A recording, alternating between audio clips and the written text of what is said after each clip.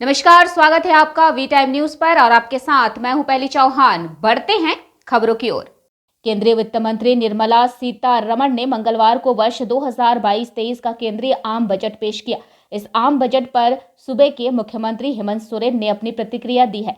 उन्होंने कहा कि जिस तरह प्रधानमंत्री अपनी मन की बात कहते हैं, उसी तरह इस आम बजट में किसी की नहीं सुनी गई है, सिर्फ अपने मन की बात कही है। उन्होंने केंद्र सरकार पर कटाक्ष करते हुए कहा कि केंद्र सरकार को देश की जनता की भावनाओं से लेना देना नहीं है।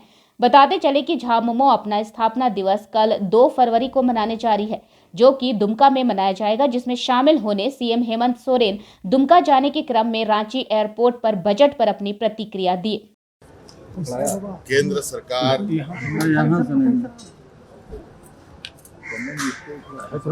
जिस तरीके से हमारे देश के प्रधानमंत्री रेडियो के माध्यम से, टीवी के माध्यम से अपनी मन की बातें बोलते हैं,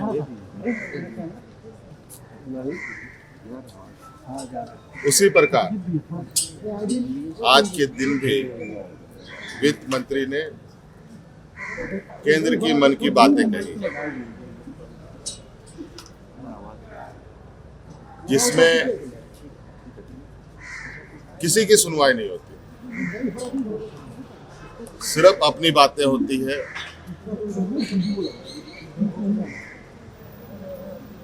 और अपनी आदेश होती है। ना इसमें नौजवान, किसान, मजदूर, गरीब, आदिवासी, दलित, पिछड़ों के लिए कुछ, सिर्फ अपनी बातें कहनी, सुनने किसी की बातें नहीं। ना देश की भावना से, ना जनमानस की भावना से कोई लेना देना।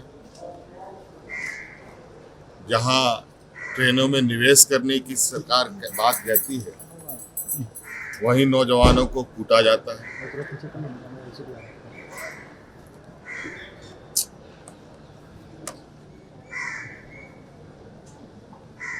और जिस तरीके से देश की कंपनियां बिक रही हैं,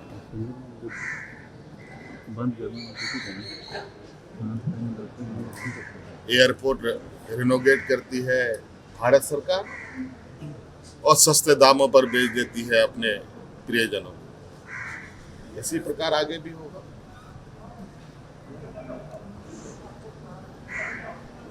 अभी इंफ्रास्ट्रक्चर में बजट बढ़ाने की बात कही गई है,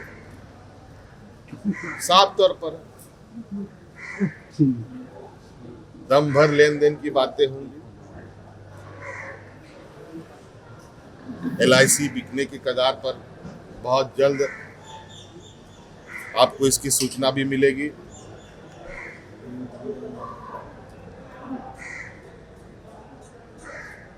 देश की सारी संपत्तियां बेचकर आज भारतीय जनता पार्टी 5,000 करोड़ के लगभग की कंपनी बन गई है।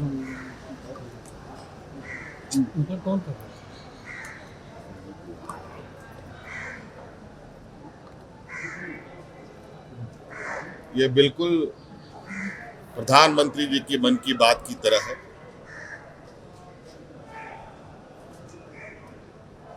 ना जनमानस के मन की बात सुननी है, ना उनकी मन का ख्याल रखना है, उनकी भावना का ख्याल रखना है। ना किसी भी तरीके का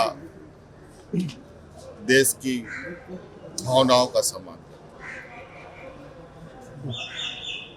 तो कुल मिला जुला कर स्टेट्स का एलोकेशन बढ़ाया नहीं गया।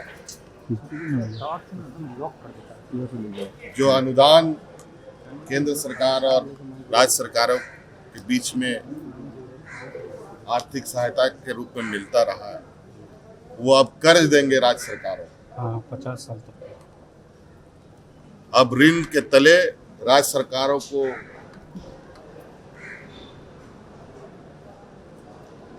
बोझ के तले दबाया जाएगा।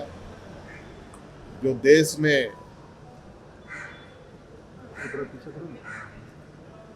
वित्तीय संघीय ढांचा का व्यवस्था रहा है वो अब बहुत जल्द समाप्त होगा।